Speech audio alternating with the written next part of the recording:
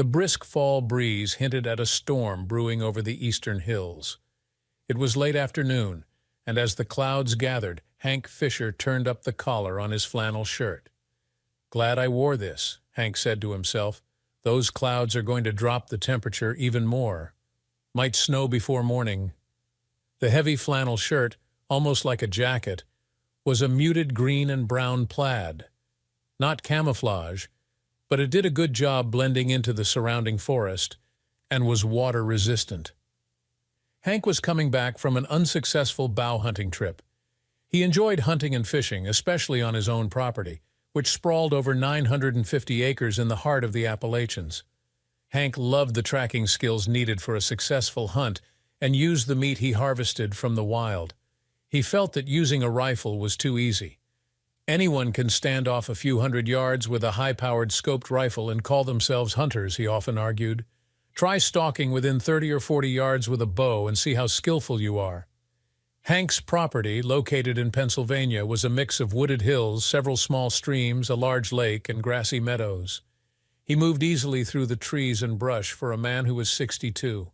Hank was as quiet and stealthy as a mountain lion on the hunt.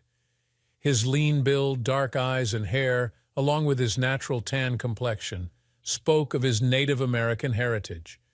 Maybe his preference for using a bow came from that heritage.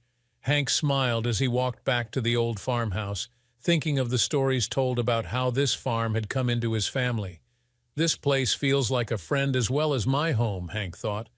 "More so than that apartment I have in Pittsburgh." Hank's great-great-grandparents had migrated from Kansas during the Great Depression in 1934. Things had been tough in Kansas, with no jobs and a serious drought that made farming nearly impossible.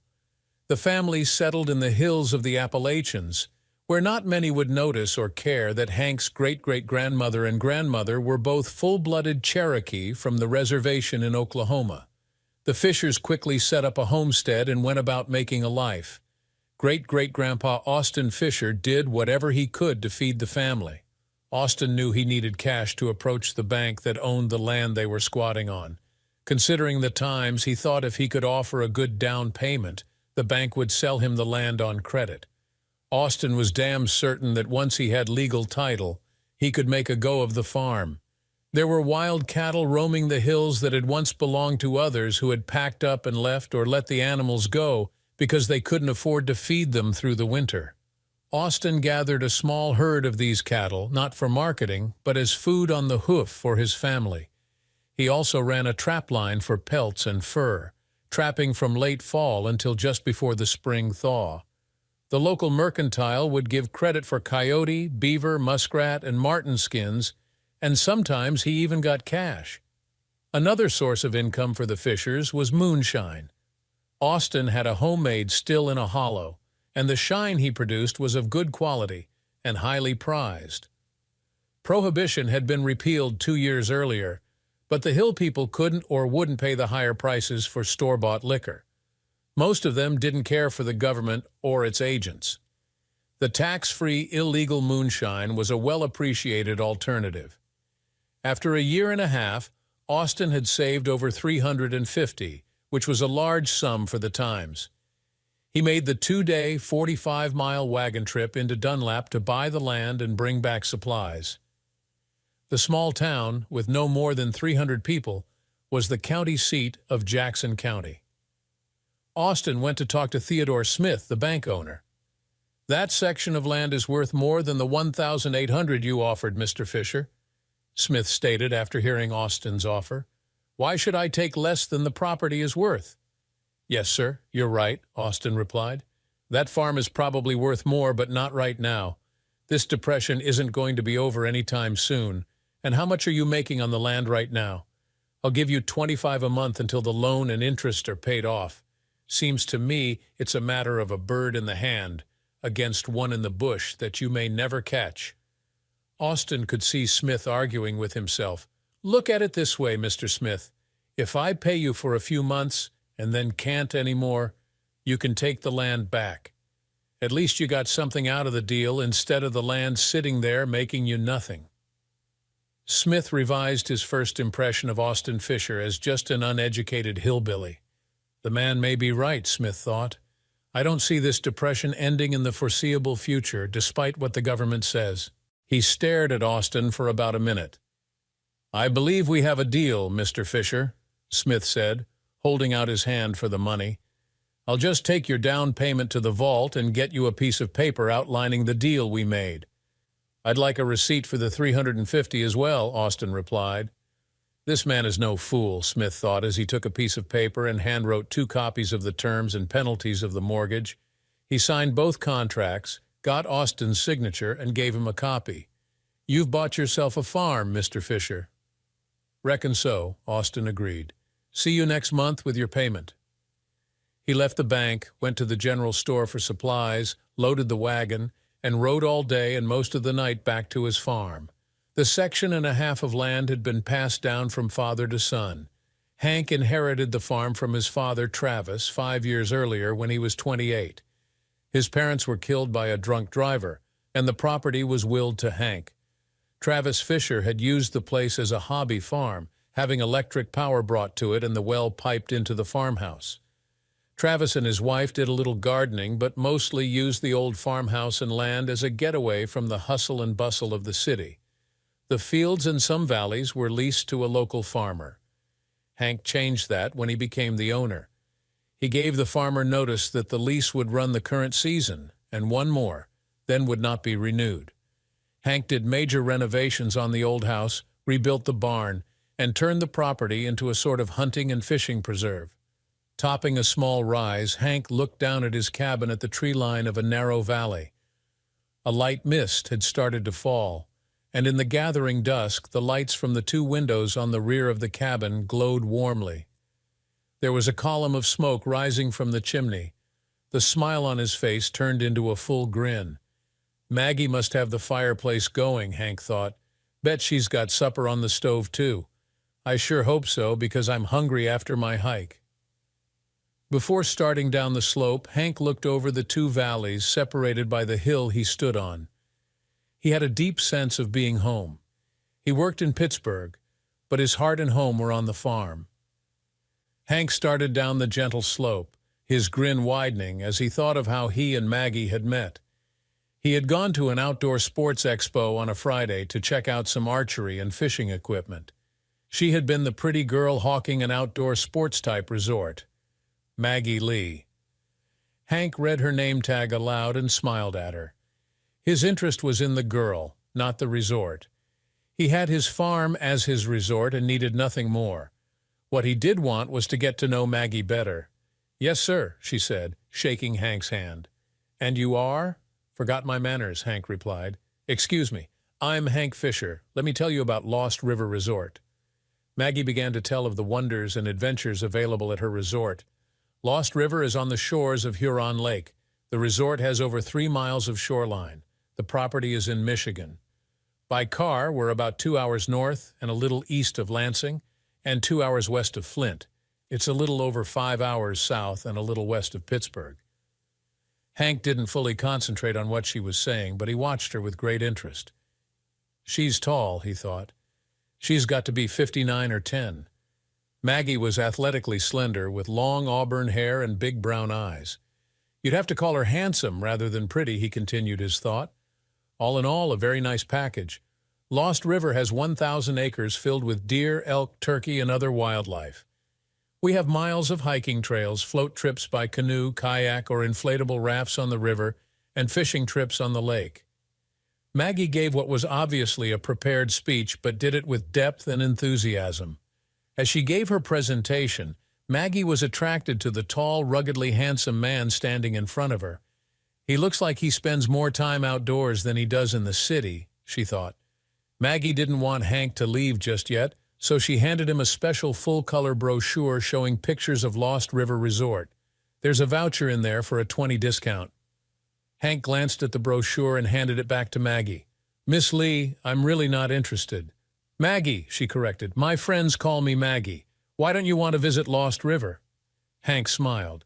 I have my own resort in the Appalachian Hills outside of Dunlap, Hank replied. I've got almost 1,000 acres and plenty of elk, deer, and turkey on my place, too. I've even got a black bear and her 2 cubs living out of a cave on a rock bluff just on the far side of my property. My place has several year-round creeks and a large lake." He smiled and added, "You'll have to let me show it to you." Maggie returned his smile. "I'd have to know you a lot better before I'd go traipsing off to the backside of nowhere." "We can remedy that problem, Maggie. The expo closes on Sunday. I'd like to take you to dinner on Monday evening. We can begin the getting-to-know-you process." "Why wait?" Maggie asked.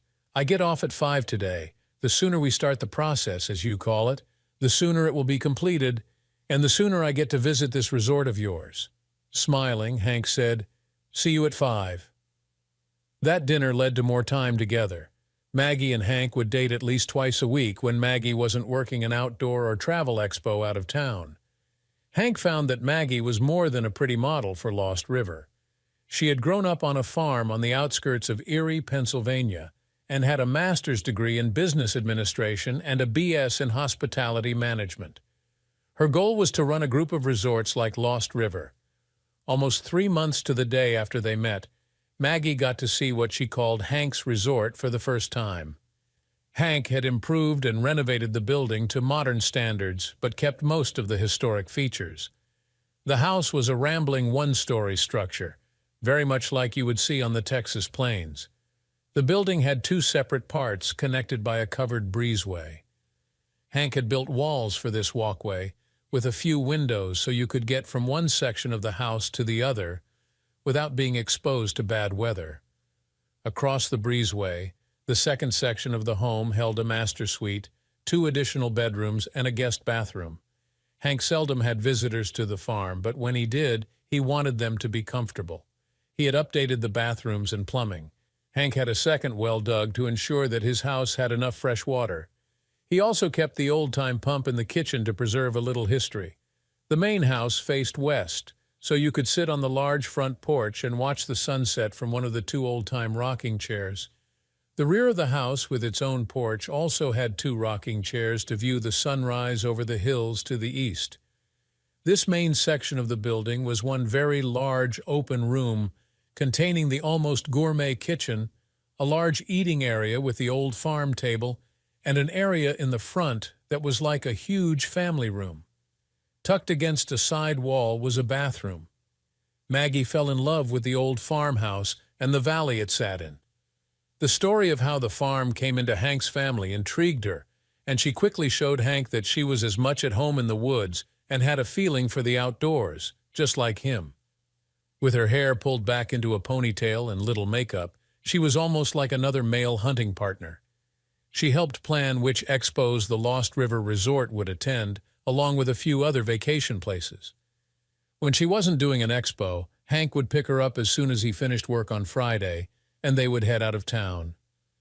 It was about a 4-hour drive to the farm, the last hour from Dunlap over back roads, forest access trails, and an old path with 2 ruts marking the way to the house. The first week in December, Hank and Maggie drove to the farm. The deer archery season would run 1 more week, and Hank planned to harvest a buck. Work schedules had prevented him and Maggie from coming to the farm earlier in the season. Hank carried in some wood for the stove as Maggie put away the supplies they had brought with them.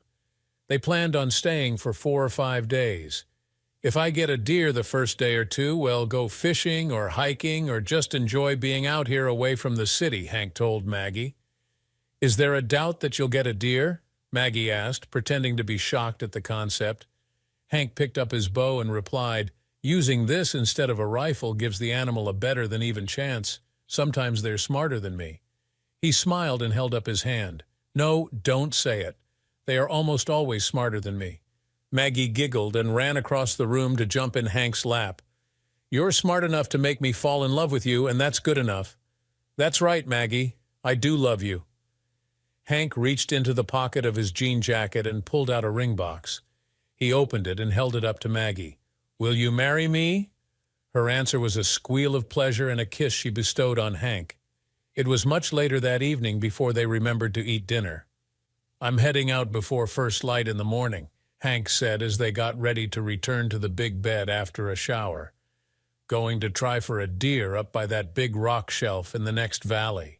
It will probably be late afternoon, or maybe even dusk before I get back. Of course, if I get an animal, I'll be back sooner."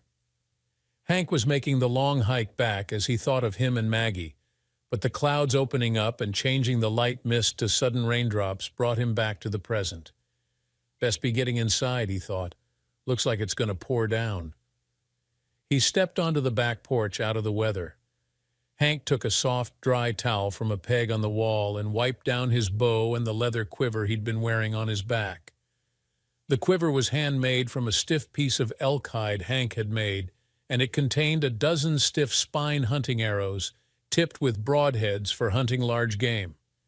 The takedown recurve bow was a black bear, custom made for him by the bowyers at the plant in Nixa, Missouri. Nixa is a small town about 140 miles from Hank's farm and over 200 miles from his place in Pittsburgh.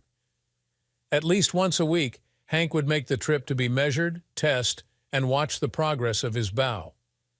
It took over 2 months before the weapon was completed to his and the bowyer's satisfaction. The result was a beautiful example of bow-making skill and art. The bow had a heavy pull of 70 pounds and could throw an arrow at over 200 miles per hour. Hank hung his bow on 2 long pegs on the back wall of the house because he liked for the wood handle and limbs to stay acclimated to the temperatures he was hunting in. Hanging the quiver strap over the pegs as well, he unbuckled his wide leather belt and hung it up too. The belt held a small hunting pouch containing some basic survival tools and his hunting knife. Hank kicked the dirt and mud off his boots and entered the house. He saw Maggie sitting at the kitchen table with her head down, her long hair covering her face. When she raised her head to look at him, Hank saw a red handprint on her cheek. He took 2 steps toward her before he saw the 4 men standing, 2 on each side of the door, and turned toward them. All of the men were armed with rifles, and the biggest one held a .45 pistol on Hank.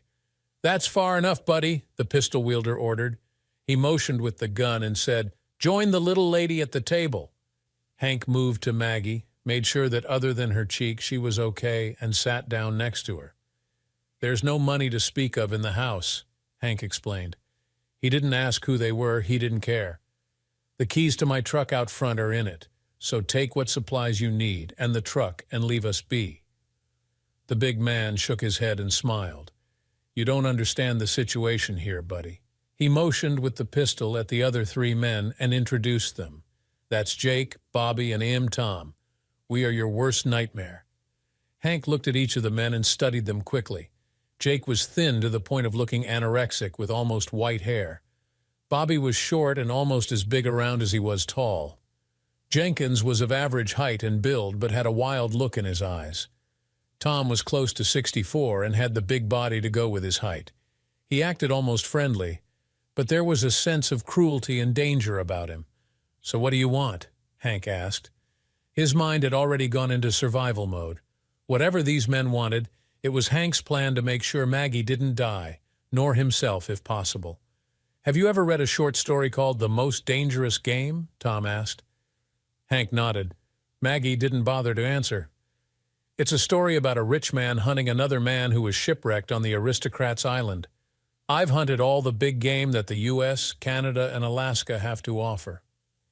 Tom waited for a response from Hank and Maggie, but except for the look of hatred from Hank, he was disappointed.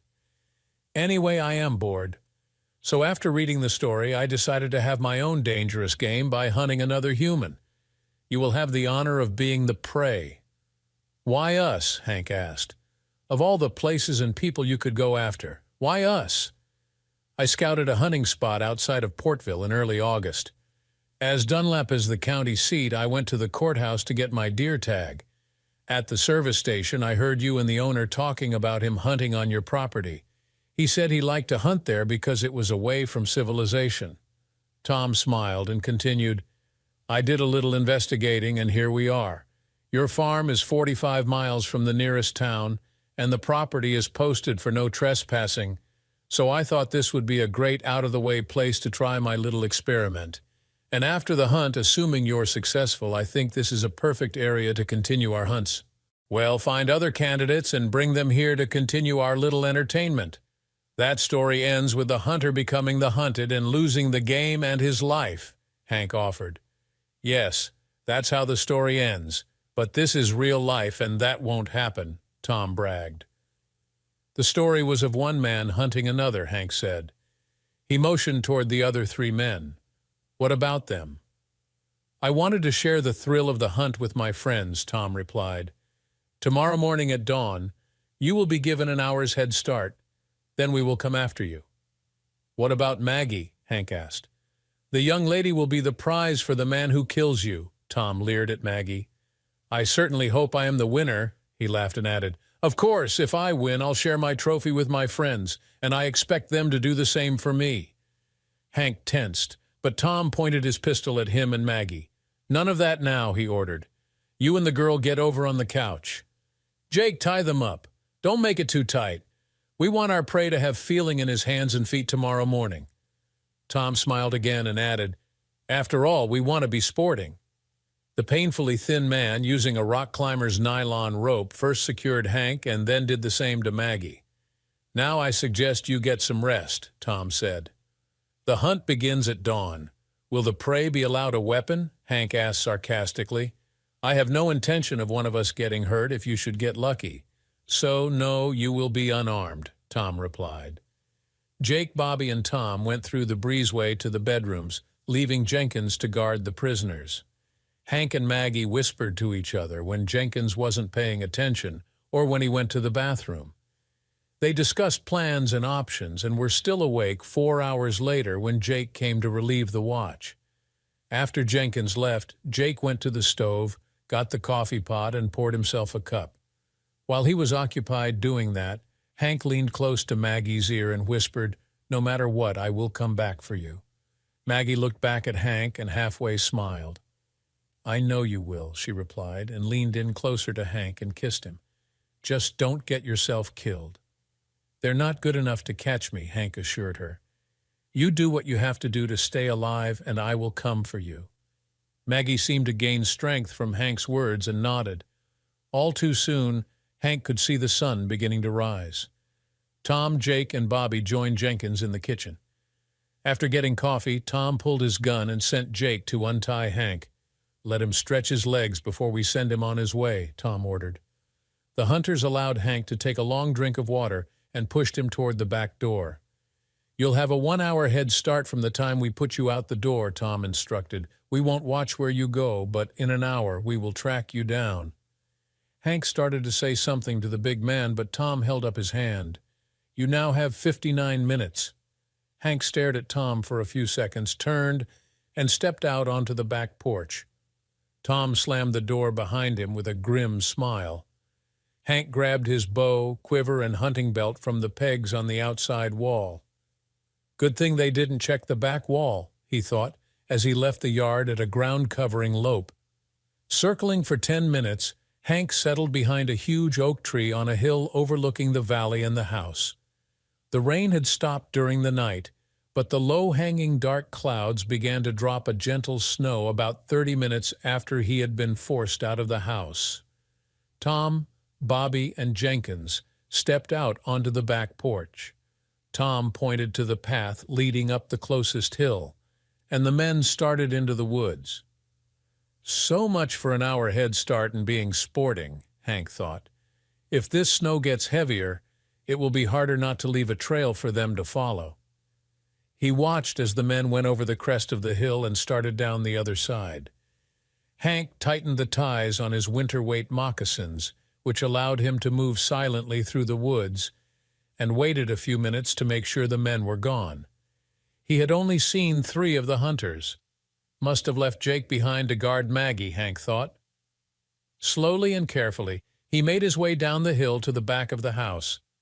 Hank took a quick peek through one window and saw Jake sitting at the kitchen table, facing the front door with his head down, playing solitaire.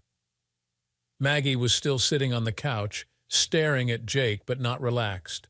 Her hands were still tied, but she dropped her feet off the couch to the floor and rushed Jake. As Hank watched, Jake picked up a pistol from the table and backhanded Maggie, knocking her to the floor. He pointed the pistol at her head and yelled at her. Hank put an arrow on the string and started toward the door. He was pretty sure he could let an arrow go before Jake could turn. As he touched the door, Hank heard one of the other men coming back down the trail, yelling over his shoulder that he would get the binoculars. Before Hank could enter the house, a rifle bullet hit the back wall near his head. Immediately afterward, he heard the sound of the shot. Jake turned to face the sound of the shooting, bringing his pistol to bear on the door. Having lost the advantage, Hank turned and sprinted into the trees near the corner of the house, away from Bobby, who was coming down the hill. Jake came out of the house and popped off a couple of rounds in the direction of Hank's escape. Hank knew he could have gotten one of the men, but he doubted he could have taken both. If he broke into the door and took Jake down, he would still have Bobby and shortly the others to contend with. It would have turned into a siege with him and Maggie imprisoned in the house. If I took out Bobby, Jake would have had a chance to maybe shoot me and definitely time to hurt Maggie. Even if I did get both of them, we would have had to run, he thought. Maggie's good, but she couldn't keep up with me, and we both would have been captured. There will be another time, he swore to himself. Tom and Jenkins came down the hill, met up with Bobby and Jake, who had come out onto the porch. "What happened?" Tom asked. First Jake, then Bobby explained Hank's appearance back at the cabin. "Looks like our boy is trying to be clever," Tom said. "Okay, hog-tie the girl and keep alert, Jake. The rest of us will continue the hunt." Pointing at the woods Hank had disappeared into, he directed Jenkins to circle around from the right. Bobby was sent to the left, and he took the middle. "Stay sharp and we'll catch him between us. If you spot him, shoot twice quickly and the others will come to you. Understand?" Jenkins and Bobby nodded, turned, and took back to the woods. After a minute, Tom followed directly behind. Tom carried his rifle at the ready with the safety off. Best be ready, he thought. The prey will run now and try to escape. Tom was wrong. Hank wasn't running. He found a place to watch his pursuers until he knew what they were doing. He saw them split up, and after a few minutes he followed Jenkins' trail. Hank saw that the hunter was following a game trail, thinking Hank would use it to make speed in his escape. Hank looped around Jenkins and got a couple 100 yards in front of him. The snow had gotten heavier but still wasn't sticking except in open areas. He stayed under the trees as much as possible to avoid leaving footprints. There was an 8-foot-tall rotted-out stump beside the game trail. The dead tree was hollow with just one opening into the interior. Hank pulled his hunting knife, a buck frontiersman with a 6-inch blade, and stepped into the hollow stump to wait for Jenkins. Jenkins held his rifle at the ready, prepared to bring it to bear in case he saw his prey.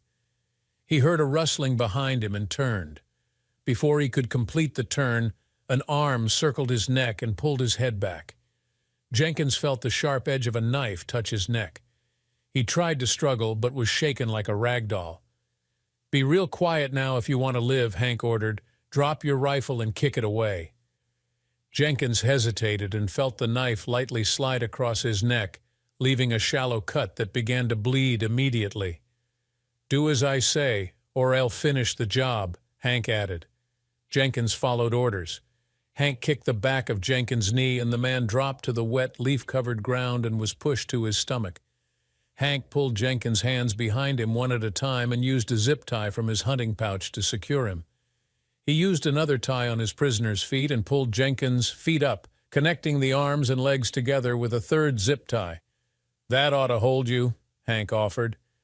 He cut 2 long strips from the man's jacket, pushing one strip into Jenkins' mouth and using the other to tie the gag in place. "Don't go anywhere. I'll be back for you," Hank said, and patted the man on the shoulder. He picked up the rifle and hid it well off the trail. Hank didn't want to use the gun because it would alert the others. He left, heading east. The light breeze that had come up made more noise than the woodsman. Bobby stopped to catch his breath. The hill he had climbed was steep, with brush and downed trees. He sat down on a log, brushing off the moss, and took out a cigarette. As he started to light it, he felt a needle-sharp point pressed against the back of his neck. Slowly turning his head, he looked behind him and saw his intended prey with the point of a hunting arrow aimed at his face. "Toss the rifle," Hank said in a soft voice. Bobby did as he was told and was pushed face down onto the ground. His hands, feet, and mouth were secured just like Jenkins had been. Hank hid Bobby's rifle as he'd done with the first one. "Now I'll go find your friend." Hank heard the rifle shot and the hiss as the bullet just missed his head. He quickly turned and in one motion brought his bow up and let the hunting arrow loose. The arrow, a carbon graphite shaft with a razor-sharp broadhead tip, jumped from the bow at over 200 miles per hour. It took less than a second to cross the 40-foot space to its target. The impact of the missile just below the breastbone drove Tom to his knees. 3 inches of the arrow protruded from his back through his spine. Tom looked down at the shaft, then looked up and gave a mocking salute before falling over. "No need to tie this one," Hank said. He turned and, like a ghost of the woods, slipped through the trees back toward the farmhouse. Hank slipped onto the back porch and peeked into the window. Jake was at the table again, his back to the side wall, bracing his pistol on the table and nervously looking at the front door, then the back one. Stepping to the side of the door, Hank knocked. He saw Jake jump up and point his pistol at the back door. "Jake, it's Hank Fisher. Jenkins and Bobby are secured up on the ridge. Tom wasn't as lucky, he's up on the ridge too, but I had to kill him. I've got the girl, Fisher." "Don't try anything!" Jake's voice quivered and rose in pitch. "Jake, if you hurt her, I will kill you slowly," Hank responded. "Leave your pistol and come outside. I give you my word I won't hurt you. What are you going to do to me?" Jake's voice was full of fear. "I'll take you, Bobby, and Jenkins to the sheriff." Hank waited a few seconds before speaking again. "Come on, Jake. You can't hold out forever. You've got to sleep sometime." "So do you," Jake argued. "That's true, but you'll never know when I sleep. All I have to do is check on you now and then." Jake looked longingly at the front door, but hesitated. If Tom and the others had been taken by this guy, I don't stand a chance, he thought.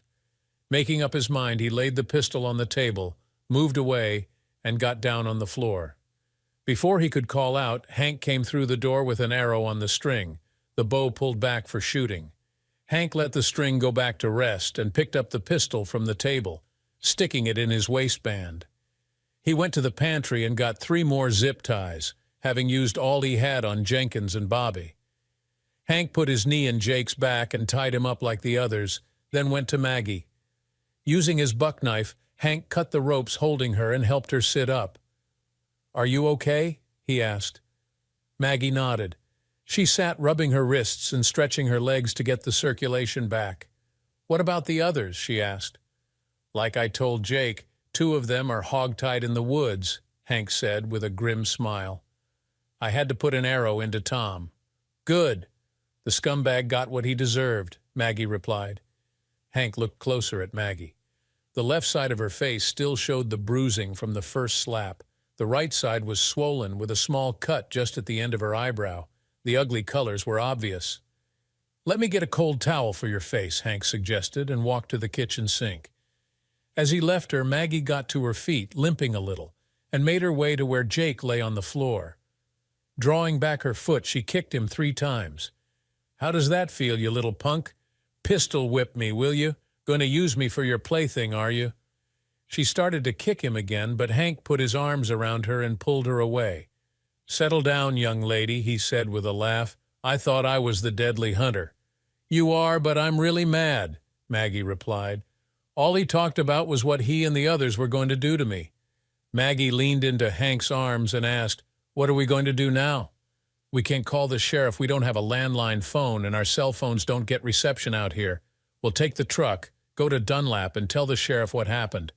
Then he can follow us back and pick up the garbage," Hank grinned and added. "As far as a landline goes, it would cost a fortune to get one installed this far out. Even if we could, I come here to escape civilization, not to bring it with me. I like having electric power, but that's about all I'll stand for. You ready?" Maggie nodded. "Then let's go to town." Before they left, Hank wrapped some ice cubes in a towel so Maggie could bring down the swelling on her face. "Howdy, Hank." "Hello, Maggie," Sheriff Paul Smith said. "What brings you to town? It isn't your normal day for a supply run." Seeing Maggie's face for the first time, he asked, What happened to your face? You best get over to Doc Henry. Sheriff Smith knew everything that went on in his town, and he was upset that a young lady he considered a friend was injured. He'd been sheriff for over 20 years. Smith had been elected when he was 28 and was such a favorite of the people in Dunlap that after a few years, nobody ran against him in the elections. He was the exact opposite of the stereotypical country sheriff. Smith was 3 inches over 6 feet, with a lean, trim, muscular body. His hair now had a little gray in it, but his eyes were still keen and as sharp as a laser. One look into those eyes, and people realized this wasn't a man to cross. "Had some trouble out at my place," Hank answered. He explained what had happened, with Maggie chiming in several times. "3 of the 4 men are trussed up back at the farm. You said there were 4 men," Smith said. "Where's the 4th one?" "He shot at me, and I had to put an arrow into him," Hank answered. "He's up on the ridge, too." "Sounds to me like they picked the wrong man to hunt," Smith said. "Y'all get Maggie over to the docks. When you're ready to go back, me and my deputy will follow you." There wasn't much that Doc Henry could do for Maggie. He examined her, cleaned the cut on her face, and closed it with a small butterfly bandage. "It won't leave a scar, so don't worry, Maggie. Here's some pain pills if it gets to hurting too bad," Henry said. "That cold compress is about all we can do, but you're going to look like a raccoon for a while." Arriving back at the farm, Hank and Maggie ignored Jake, who was still hogtied on the living room floor. They made and ate lunch, as neither had eaten since their adventure had begun. "Hey, don't I get something to eat?" Jake asked in a whiny voice. "No, you don't get something to eat. You're lucky you can still breathe," Hank replied. "Shut up until the sheriff gets here." After eating, Hank went into the master bedroom. In the large closet was a hidden door to a gun safe that contained Hank's weapons. He cleaned and carefully unstrung his bow, putting it on its holder. Hank took his personal weapon, a Glock 21.45 caliber pistol, the holster designed for it, and clipped it to his belt under his rainproof jacket. He put on a wide-brimmed waterproof hat and started toward the back door. "I'm going to bring Bobby and Jenkins down for the sheriff," he explained. "I'll go with you," Maggie offered. Hank shook his head, pointed at their prisoner, and handed Maggie Jake's 9mm. "Keep an eye on our guest here. If the sheriff gets here before I get back, tell him what I'm doing and that we'll have more company for him shortly." "You be careful," Maggie ordered. "I don't want anything to happen to you now." Hank pulled her in for a hug and then went out the back door. He hiked up the ridge to where he left Jenkins. The man was lying on his side, soaking wet from the rain and snow, shivering from the cold. Hank cut the zip tie holding Jenkins' hands and feet together and cut the one securing his feet, leaving his hands tied. Hank pulled back his coat and showed his prisoner his weapon. "You're going to walk down the hill in front of me," Hank said. "If you try anything or try to run, I will shoot you and leave you to rot. Understand?" Jenkins nodded. "Yes. Say it," Hank ordered. "I understand," Jenkins said. Hank turned him down the hill, and the 2 men slowly made their way back to the farmhouse. Climbing onto the porch, Hank called out, "It's me, Maggie." He opened the door and, grabbing Jenkins' arm, drew him into the kitchen. "Sit down next to Jake on the floor," he said. Jenkins awkwardly sat down, and Hank went to the pantry to bring out a few more zip ties. "Stick your feet out in front of you," he said to Jenkins. The man did as ordered. Hank zip-tied his feet together and pushed Jenkins against the wall. "What about me?" Jake whined. "Why should I be tied like this and he gets to sit normal?" Hank pulled his hunting knife, rolled Jake over onto his stomach, and cut the zip tie connecting his feet and hands. "That's as much consideration as you're going to get. Don't push your luck." Turning to Maggie, he asked, "You okay?" Maggie nodded and flinched a little at the pain from where Jake had hit her. "I'm going to bring Bobby in. Be back in about an hour. If they get froggy, shoot them," Hank ordered. He left through the back door and started up the game trail to the left of the house. Bobby had rolled up against the log he'd been sitting on. He lost his hat, and his hair was matted down from the wet snow.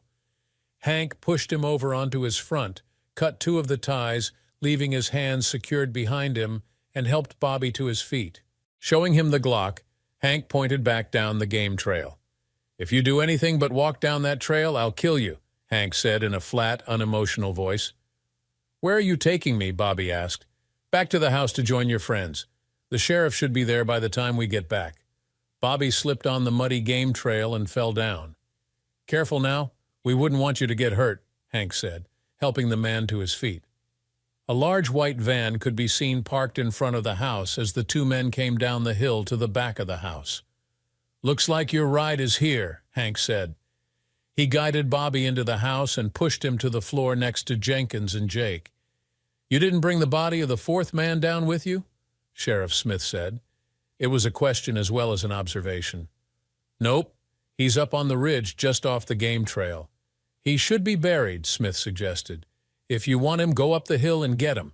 If not, well, the varmints have to eat too," Hank replied. Taking a cup of coffee Maggie offered him, Hank turned back to Smith. "On second thought, I don't want his carcass on my property. Loan me a deputy, and I'll take the ATV up the hill and bring the body down. But we're going to need a body bag. He might be getting ripe by now." "Just give the boys directions and the loan of the ATV, and they'll bring him down," Smith said. "Give me a hand getting these three into the van," he requested.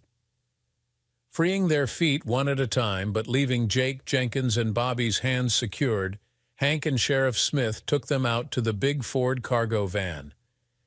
The only seat was the bench seat across the front of the vehicle.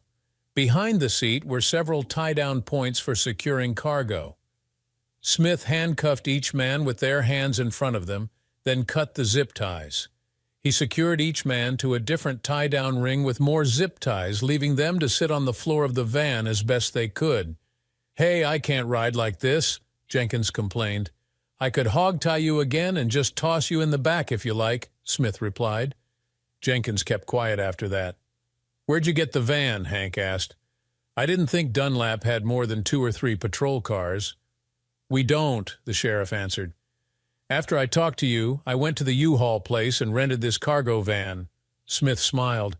"It's not like I'm going to worry about comfort for this bunch." The 2 deputies came back down the hill with the body across the front rack of the ATV. It was zipped up in a body bag. They had removed the arrow because they couldn't zip up the bag with it sticking out. They saved the arrow and left it in the back. Riding the ATV to the back of the van, they opened the 2 rear doors and lifted their grisly cargo into the freight area. They took the time to secure the body so it wouldn't move around on the way back to town. Hank told them that he would take the ATV back to the barn, and the deputies climbed into the cab of the van after arguing about who got to ride shotgun. Sheriff Smith walked over to where Hank was sitting on his ATV. "Glad you and Maggie are okay," Smith said as he shook Hank's hand. He turned to leave, then stopped and turned back to Hank. "Got a question for you, though." He nodded. "Those men couldn't have caught you in the woods. You're like a ghost in there. In fact, you could have led them around those hills until they walked off their boots." Hank smiled and nodded. "I know. I hung around because of Maggie, and that makes me wonder. What do you wonder, Sheriff? You stalked those men, walked right up on 2 of them, and they didn't know you were there. Why didn't you kill all of them? I know you've got the stones, so why didn't you end it all and kill them?" Hank draped his right leg across the ATV's tank in front of him and stared across his valley to the woods on the far side for almost 10 seconds. Turning back to Smith, he answered, "I'm a hunter, Sheriff, not an executioner. Thanks for watching this incredible tale of survival and courage. What would you have done in Hank's situation? Let us know in the comments below. Don't forget to like, share, and subscribe for more gripping stories. See you in the next video.